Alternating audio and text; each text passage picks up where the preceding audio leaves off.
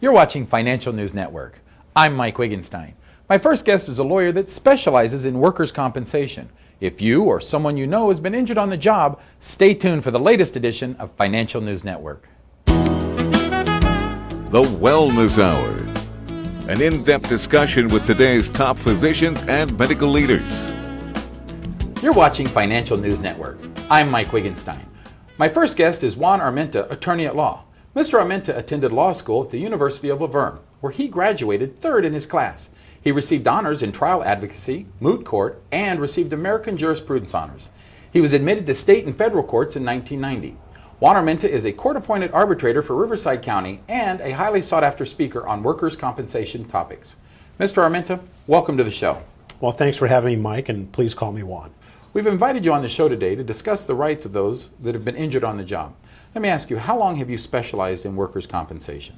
Well, I'll tell you, we moved out here full-time in 1992, and we were here part-time before that in 1990, and since that time, we've represented almost exclusively people injured on the job and personal injury cases such as automobile accidents. But our entire career out here in the desert has been dedicated to helping injured workers.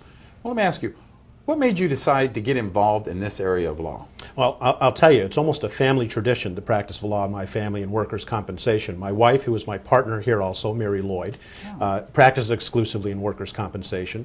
Her brother is a workers' compensation attorney. My sister's an attorney.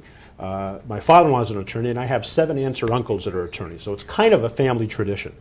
I used to work on the defense side of injury cases back in Los Angeles before I came out here full-time. But once we came out here full-time, we've dedicated ourselves really to helping the little guy, the guy hurt at work. Now, before we get on to today's topic, we've brought our cameras live here to your office. Tell me a little bit about your practice. Well, thank you for coming out here, first of all. We moved out here recently, just this year, to this location here in El Paseo. It's centrally located, and it's really comfortable for our clients, and it gives them a good feeling coming here. Like I said, our practice has been almost exclusively in workers' compensation and personal injury, and in particular those cases that combine personal injury and workers' compensation, which are unique in themselves. But we're really here to help people understand what their rights are and what they can do to manage their own case and manage their own future, rather than having an insurance company or an insurance adjuster tell them how their life is going to go. Well, let's start with just that. Tell me how it works. How is the system supposed to work? Well, we live in an imperfect world, but I'll tell you how it's supposed to work in a perfect world. When somebody is injured on a job, the first thing they do, of course, is notify their employer. And by law, that employer is required to fill out a couple of forms to notify the insurance company that an injury has occurred on the job. Now, when that happens, medical care is supposed to begin immediately. In some cases, you'll be hospitalized if it's a serious injury. If not, you may see an urgent care doctor or be referred to a doctor. But after that happens, then you're supposed to begin receiving temporary disability benefits. Now, temporary disability benefits, what those are designed to do is to replace your salary while you're recuperating from your injury. The next benefit that you're going to get is, of course, the medical care. And once you have concluded with medical care, then there's going to be an evaluation by the doctors about what level of disability you may have as a result of those injuries. Okay, tell me a little about the doctor and the system. Now, I get injured at work. I go to my employer. He sends me to a doctor. Am I now required to use that doctor exclusively? Well, that's an interesting topic, and I think that's where a lot of people are confused. By law, the employer or the insurance company has control for the first 30 days of that injury. So, of course, they're going to send you, and they almost always do, to a doctor that will try to get you back to work with a minimal amount of cost on that claim as quickly as possible. And it may be that you're going back to work because this doctor says you're fine, but you don't feel right. Or somewhere down the line, it gets worse. Or perhaps an extra test might have been done. For example, if you hurt your knee, maybe an x-ray wouldn't show a torn cartilage, but an MRI would. But that test was not authorized by the insurance company to save money. So for the first 30 days, yes, they have control. After the first 30 days, you can go to any doctor you like. Let's back up for a second. Sure.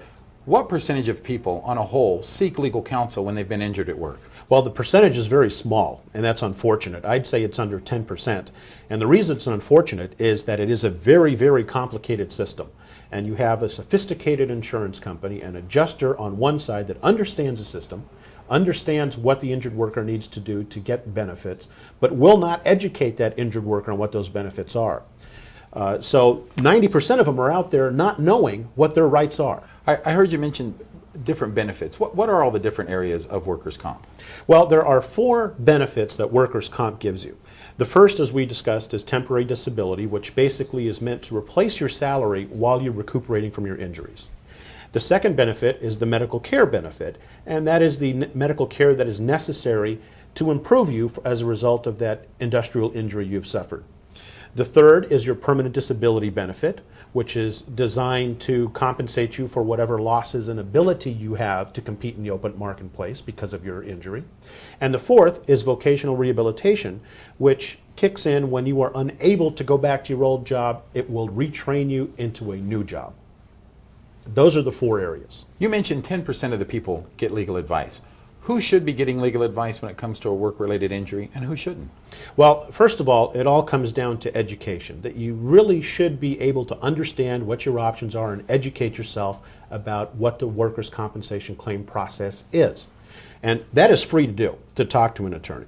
There's no charge by law to speak to an attorney just to find out what your rights are, whether you hire him or not.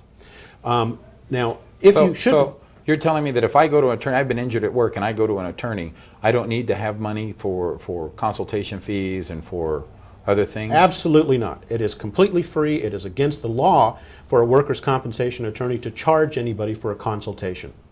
The consultation is free, and I think most good workers' compensation attorneys will go ahead and spend some time with you and educate you about where you're at and where you're going. Then what is the hesitation? Why aren't more people seeking legal advice? Why only 10% if there's no charge to go?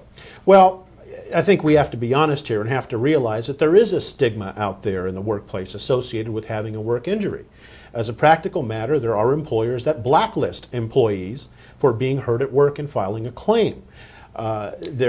It's unfortunate, but it's true. I mean, a lot of times the employee uses the workers' compensation system basically as a free ride.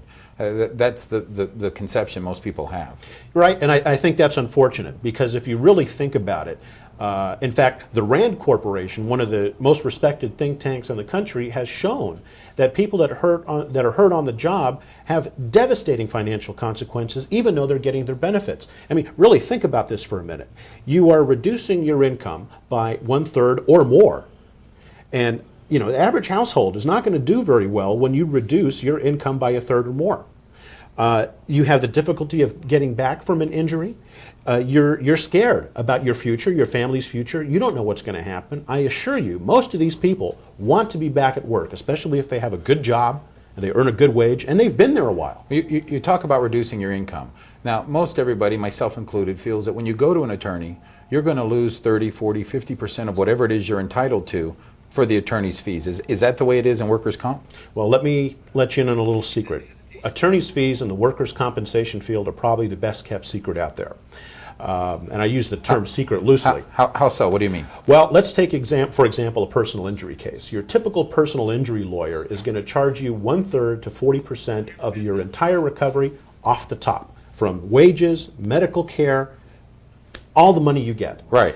And workers' compensation doesn't work that way. The fees are set by law, and they're generally set at only 15% of only the permanent disability amount, not medical care, not lost wages. Now, so it's a bargain for the injured worker. But does the injured worker at any point in time have to pay any of that out of his pocket? Absolutely not. Juan, we've got to take a quick break.